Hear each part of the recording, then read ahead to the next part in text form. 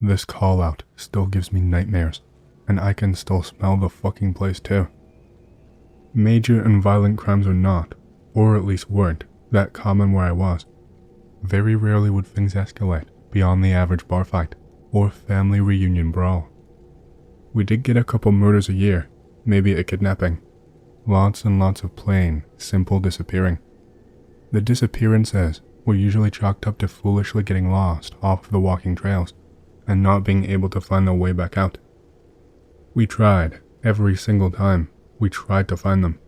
Many manhunts and search parties went out. Never once did we find them alive. Sometimes, we didn't even find bodies. Then, sometimes, we would find bodies without getting to know where they came from. It was the summer of '79, and I was on duty on a Monday morning, still feeling the earth-shattering effects of my massive hangover.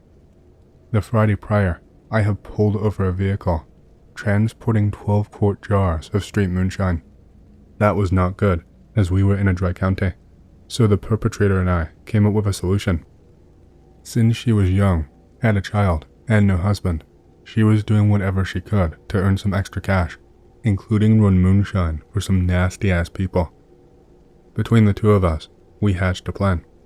I would keep the liquor and actually pay for it. She would take the money back to the shiner, and me and 3 other cruisers would storm the place, claiming to have seen them load the shrine and know who bought it.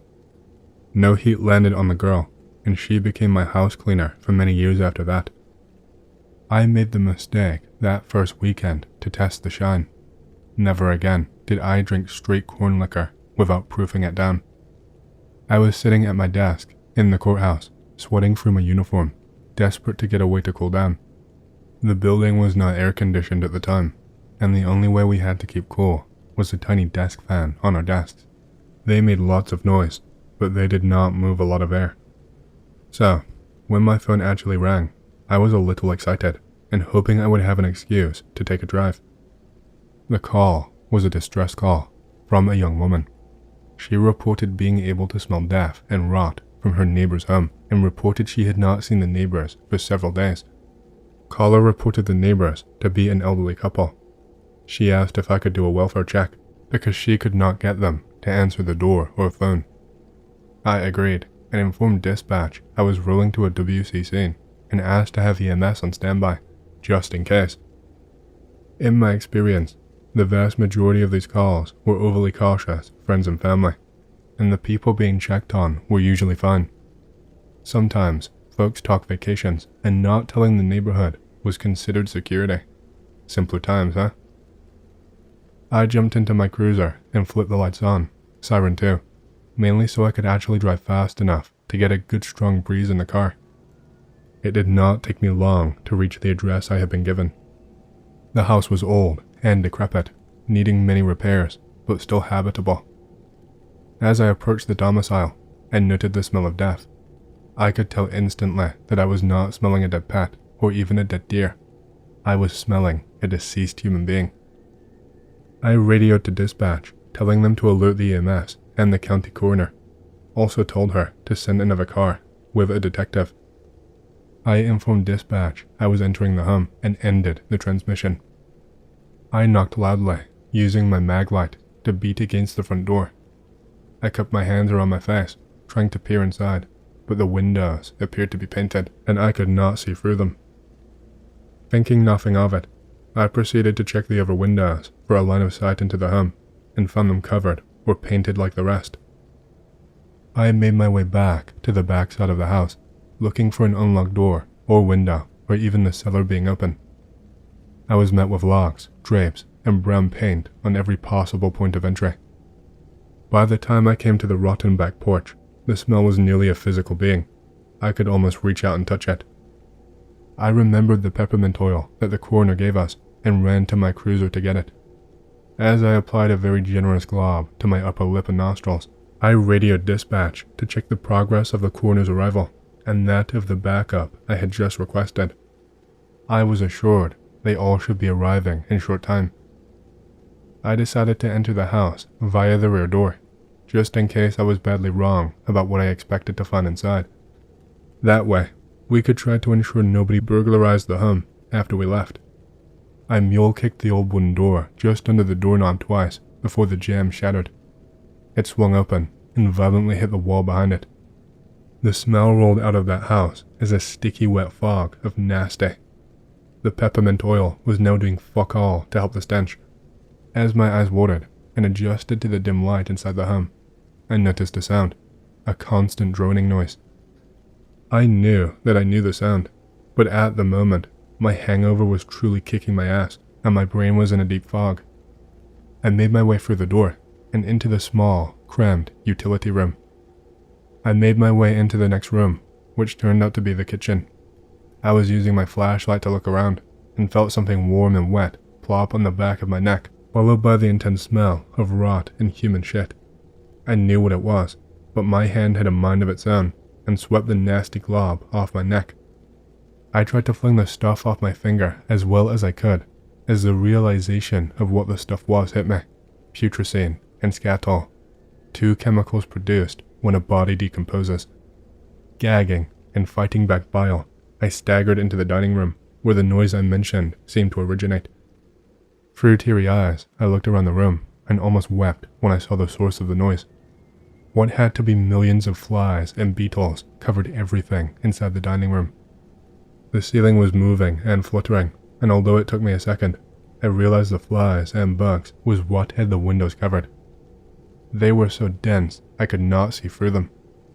As I stepped through the doorway, the covering of bugs shifted out of my way. The few remaining in place squished audibly under my foot. As they shifted and moved, I realized why they were covering everything. The walls, ceiling, and floor of the dining room was covered in blood and viscera. I could see intestines smeared across the dining table, fecal matter oozing out in a streak of greenish-brown. The walls were completely covered, as if someone took a bit of time to paint the walls with the blood and fluids from their victims. I carefully made my way through the room, impervious to the sounds emanating from under my feet. The living room was attached to the dining room and was absolutely spotless. Not a drop of blood or anything to indicate the nightmare in the other room. The stairwell, which would lead to the bedrooms, was in one corner of the living room. I carefully made my way to the front door, unlocking it from my backup and the corner. I tried to radio dispatch, but my portable would not reach out and was only receiving static. I carefully ascended the steps, making my way upstairs. At the top of the landing was 3 doors. One directly in front of me, one to the left, and one to the right. I entered the door directly in front of me first. It must have been the spare bedroom at one point. Now, however, it was macabre storage for bones, cartilage, and other hard bits. I backed out of the room and vomited in the hall. I could no longer fight the odor, sights, nor my hangover at the time. After copious amounts of vomiting, I decided to try the left-hand side door. I slowly opened the door and peeked in. This room must have been the killer's organ room, because I discovered several pairs of lungs, all different sizes. There was 4 brains that I saw before I backed out and closed that door as well. Key the second round of seemingly endless vomiting escaping my throat at Mach 3. The door on the right, I slowly opened this door, weapon drawn, more for my own comfort than any protection, and as the door opened, I got a glimpse into hell's true kitchen. Human bodies, minus the skin and bones, were stapled to the walls and floor, as well as the ceiling fan. I counted 7 bodies before I had to leave. I was sitting on the front step, again, giving control of my stomach to the hellish hangover, when my backup and the county coroner arrived. I could not speak, so I just raised a shaking finger and pointed into the house. I remember feeling lightheaded, then hearing the detective, a 20-year cop, scream like a girl before I passed out. I awoke some hours later, laying on a bed in the town's doctor office. I sat up and made my way out the front, where I found the detective, the coroner, the mayor, and several other local officials. As I walked into the lobby, the coroner, who was also the town doctor, just a note, this is a really small rural town, turned to me and asked me how I felt. Well, Doc, I really don't know, to be honest. Ah, son, you will be right as rain once you get home and take a few drinks, or wait around and you can sample my collection. He was joking, of course. I nervously laughed and nodded, having no intentions of hanging around any longer than I needed to. I walked around and mingled for a moment before I went back to the coroner and asked what he thought of that house. Well, son, I'll tell ya, I ain't never seen nothing like it. Counted 11 different corpses. No obvious cause of death to either. And the downstairs room. That place was coated in my best guess, a mixture of pureed skin, fat, and bodily fluids. I fought back another surge of bile before seeking my sergeant out of the crowd and asking to leave early that day. Of course, after what had happened, he agreed, under the condition I had my report ready by 9 in the morning and on his desk. I had horrible nightmares about it all night long. The next morning, after turning in my report, the sergeant drags me to his office where he tells me the following. Look, we have a problem. If we tell the public what happened there, or hell, even what we found, the locals would panic. We would have drunk rednecks running around all vigilante. We have to keep this covered up. The house is being condemned. The coroner managed to come up with a good enough cover for the barrels of nasty ass shit we have to take out of there, and the smell.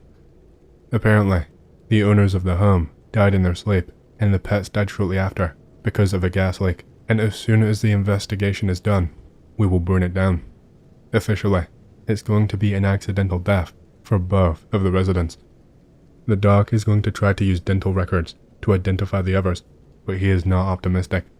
Just remember the cover, and don't talk to anyone except for me, Detective Lawson, or the doc.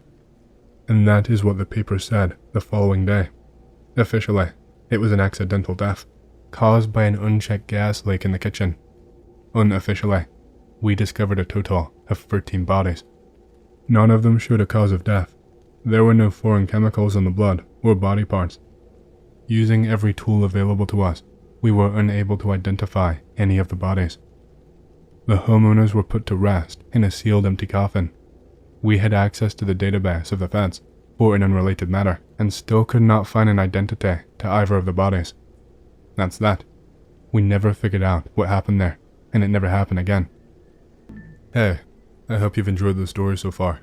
If you do and you want to hear more, please leave a like and subscribe to my channel, and leave a comment down below, as it lets the algorithm know that you like my content and it promotes it to more people. My goal for the channel is to hit 50,000 subscribers, and we're closing in fast, so thank you, and back to the stories.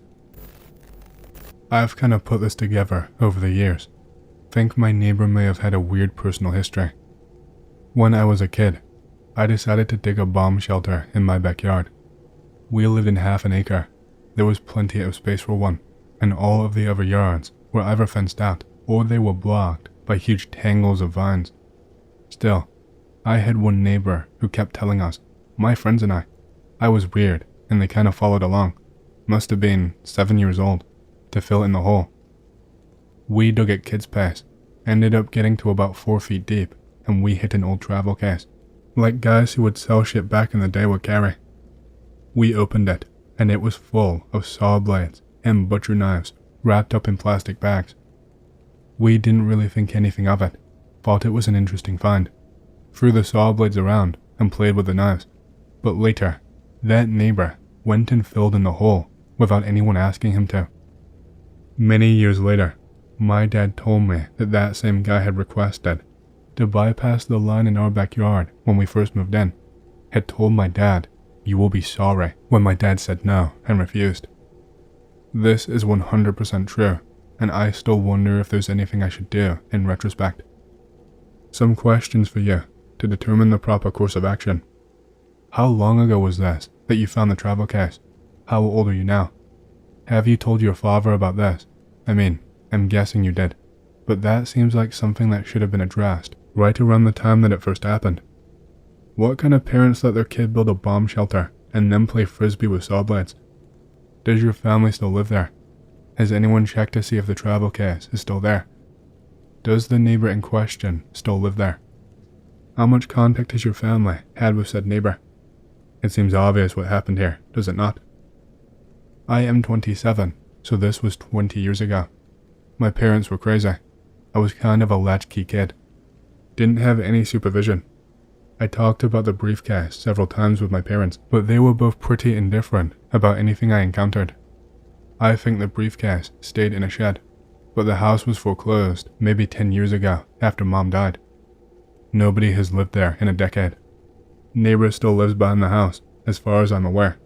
Again, dead family, but his son was one of my best friends growing up. He was a bedwetter and animal torturer.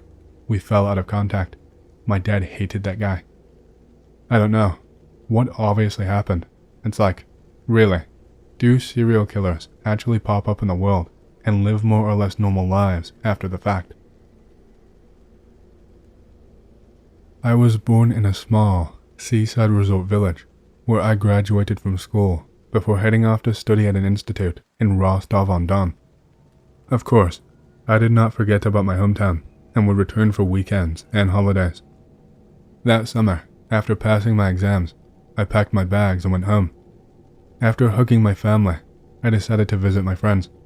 By the evening, we had all gathered at the house of one of my former classmates. We drank homemade wine, chatted, and laughed a lot. At some point during the conversation, the topic of mysticism came up. Now, I need to explain something important to set the stage for what happened. Our village was not rich in attractions, so the locals made do with what they had.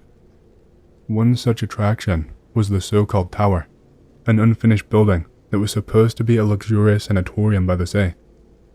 In the late 80s, the construction was halted due to the collapse of the Soviet Union, and it was left as an eerie shell. Over the years, many rumors grew around it. Some claimed the body of a worker who died during construction was walled up inside. Others whispered that a maniac lived there, lurking and watching children. Of course, these were just rumors, but were they? There was, however, a very real tragedy associated with the tower. A few years before, a young man from the village, Ivan, had jumped to his death from one of the upper floors. People said he could not handle the withdrawal from his addiction. After his funeral, a new rumor emerged that Ivan's ghost now haunted the tower, forever trapped inside.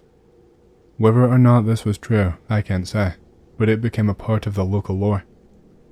Now, back to that unforgettable evening. I was ecstatic to be reunited with old friends, and especially to see Pashka. We had been thick as thieves at school, always full of wild ideas, but after graduation, we went to study in different cities, and we lost touch. That night, as we were talking and laughing, the conversation inevitably turned to the paranormal. The tower came up, and we began to scoff at the old superstitions. Pashka and I, being the city guys, tried to convince the others that the stories were just rural folklore. In the heat of the argument, one of our friends shouted, "If you two are so brave, do you dare to walk around the tower at night?" Pashka immediately latched on to the idea, urging me to go with him. At first I refused, but after some cajoling, I gave in. So, there we were, just the two of us, and a pocket flashlight one of our friends had handed us. We climbed higher and higher for the unfinished building, which thankfully had solid stairs, still mostly intact. We finally decided to stop on the 8th floor, where Pashka insisted we search for some cool graffiti painted by the local kids. As we began to look around, we suddenly heard a strange sound, a deep, almost painful sigh, followed by a faint whisper. Pashka and I turned almost in unison. I shined the flashlight toward the corner from which the noise came, and I could hardly believe my eyes. There, standing motionless in the dark, was something I still can't fully describe. It was about human height, with a head and arms that appeared a bit too short for its body. The legs were hidden, and the torso seemed to widen as it merged with the floor. I could not make out any facial features, just a dark, swirling mass. It was standing there, whispering something. Frozen in place, I gripped the flashlight tightly in my trembling hand. Pashka, perhaps overcome by some unknown force or trying to act brave, moved toward the figure. He stopped about a meter away, and that's when the thing started speaking louder. It did not say much, just a few words at a fast pace, but it was louder than before. Even though I did not understand the words, I felt an overwhelming sense of urgency and panic. The thought that screamed through my head was, "Why are we standing here? We need to run." I grabbed Pashka by the hem of his t-shirt and yanked him toward the stairs. We ran and did not stop until we reached a lit street. Out of breath, I asked Pashka, What did it say?" He looked at me, shrugging. I did not catch much either, but I did hear one word: "will burn." A few days later, I returned to Rostov, much to the dismay of my parents. I could not stay in the village anymore, not with that ominous tower visible from my window every day. A while later, I received the devastating news. Pashka had died. He had returned to his city after that terrifying night. A week later, he went on a trip with friends to a dacha. On the way there, their car got into an accident. The gas tank exploded. Everyone managed to escape, except for Pashka. He perished in the fire. It's hard not to draw the connection between the eerie warning from the creature in the tower and Pashka's tragic fate, but whether or not it was truly a premonition, I will never know. This story happened to me one winter, and it is 100% real. I have a dacha outside the city, in a garden area where people usually come in the summer, but in winter, it is deserted. A few friends and I decided to go there for a barbecue and to have some fun. Since there was no heating at the dacha, I decided to go earlier to warm it up with electric stoves. The others were supposed to pick up the girls, then head to the store and come to me. After buying cigarettes, I got in the car, turned on the music, and drove off. The gardens were about a 30-minute drive away, and there were no traffic jams, so I arrived plenty quickly. It was only 5 o'clock, but it was already getting dark. I turned off the highway and drove down the dirt road to the dacha. Once I got there, I stepped out of the car, lit a cigarette, and looked around. The dachas were covered in snow, and the streetlights were off. Nobody needs them in the winter. The stars were starting to appear brighter in the sky. By the way, the gardens are divided into lines, with 13 intersections, and each line has 6 plots. My dacha is on the 7th line, right at the edge of the intersection. My phone rang. It was Ilya, the only one who knew where the dacha was, and he was gathering people. He called to clarify what I had bought from the store. After chatting with him, I grabbed the keys and went to open the dacha. The snow was knee-deep, so I had to shovel a small area for the barbecue. Once I opened the door, I went inside, turned on the lights, set up the heater, walked around the place, and found some old things. I decided to change clothes so I would not get dirty. I went outside, started preparing, brought firewood, a barbecue, and paper, and turned on the streetlights. It was completely dark now, and the sky was full of stars. Beyond the reach of the lights, everything was pitch black. I put a cigarette in my mouth and tried to light a match with my frozen hands. Then, I heard my car alarm go off. It was parked on the main road, which was on the other side of the dacha. I thought, what the hell, and grabbed a flashlight to head toward the car. As I approached, I could see the car alarm flashing and blaring. I turned it off and checked the car from all sides to see what triggered it. Not finding anything, I thought maybe a cat had jumped on the hood and set it off. Just as I was about to turn back, my phone rang again. It was Ilya, who told me he had been driving for 10 minutes looking for the entrance to the gardens. We agreed I would drive out onto the highway and he would spot me by the headlights. I got in the car, which was covered with light snow, and turned on the windshield wipers. When I cleared the snow, I turned on the high beams and saw something that left me in complete shock. About 5 meters away, standing on 2 legs, was a creature. Its body was wrapped in ragged clothes, its arms hung down to its knees, and its fingers were unnaturally long and thin. It had a bald head, completely black eyes, 2 holes where its nose and mouth should be, and long, sharp teeth protruding from under its upper lip. It stood and stared at me, squinting from the bright headlights. I could not move from the horror of it all. My first thought was that it was just a homeless person, maybe a fire victim or an alcoholic. I desperately tried to find any logical explanation for what I was seeing. Then, the creature blinked. That snapped me out of my stupor. I realized that it was pointless to try and make sense of this. I quickly shifted into reverse and hit the gas, speeding away without checking the mirrors, watching only the retreating figure. The car roared and skidded as I turned sharply at the intersection, heading back toward the highway. I was driving about 60 kilometers an hour, while the usual speed in the gardens is only about 10. When I reached the gates to the gardens, I nearly lost it. The gates were closed and chained. I looked in my rearview mirror and saw that the creature was not just walking, it was running toward me, like a huge dog. I could hear its breathing, or maybe it was growling. I was paralyzed with fear, unable to make a sound, tears streaming down my face from the pure terror of the situation. I sat there, not knowing what to do. I was just 7 meters away from the highway, where a passing car was a rare sight, and the gates were welded shut and chained. In that moment, the creature got closer, and I hit the door lock instinctively. I pressed myself into the seat, closed my eyes, and waited. After about 20 seconds, everything was silent. I slowly opened my eyes, expecting the worst. There was no movement.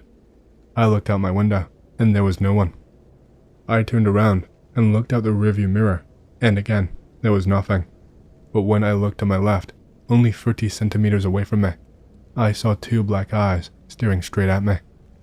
I turned slowly to face the creature. It was standing hunched over, its head level with mine. Its breath melted the ice on the window. I could not feel fear anymore, only despair. I knew it wanted to devour me. I could see its cracked skin, rows of long yellow teeth, and torn lips. At that moment, I saw the headlights of Ilya's car. He had found the turn and was heading toward me. The creature immediately jumped back from the gate, making a noise like a dog's whine, and rushed into the gardens, scratching my car as it passed. Ilya drove up, untied the chain, and pulled into the gardens. He was in a good mood, music playing from his car, and laughter from the group filled the air. Seeing me in such a state, Ilya tried to get me to open the door. Once I gathered myself, I convinced everyone to leave.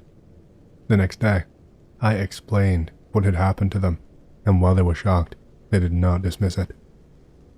Later that day, Ilya went back to the dacha to turn off the heaters and lock up.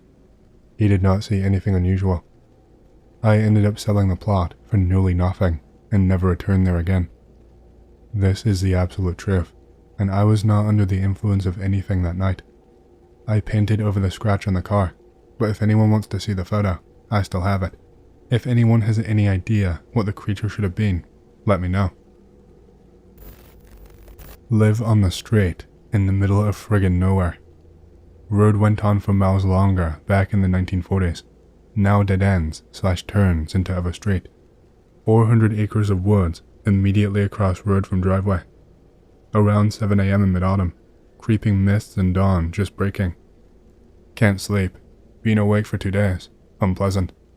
Be standing end of driveway, smoking, looking at road, pissed off it goes nowhere. Light suddenly filters through trees across road. Look up at strange glint. Full bag of fucking Cheetos. Full size bag, not a dainty lunch sack bag. Sitting on stump in woods, not 30 paces from me, surrounded by nothing but trees. Doubts arise. Sometimes people throw shit out of moving cars, lose shit from back of pickups, yes, that demographic area. What the hell? Free shit is free shit. Saunter on across road, place 1 foot on either side of the ditch. Moment sole of shoe is down, every dog in neighborhood starts howling. You know that feeling when your hackles raise, like right before or during a car accident, or right as that first punch is thrown and time stops. That right there. Look up. Suddenly realize, I don't recognize the trees outside my own fucking house. Being here for decades, seeing these trees every goddamn day, suddenly different. Mutter to myself, I'm not that fat. My face when, understand it's a trap. Flick spent butt into the woods, go inside, and destroy will to be awake with daytime infomercials. Next day rolls by, trees gone back to normal, no sign of Cheetos. Shrug it off as maybe my mind playing tricks on me, insomnia bullshit, etc. Never think of it until reading Stardust, recommended by GoffGF, fuck you. Get to part with Sirwood, feeling creeped out. Understand I was almost eaten, and on a Tuesday.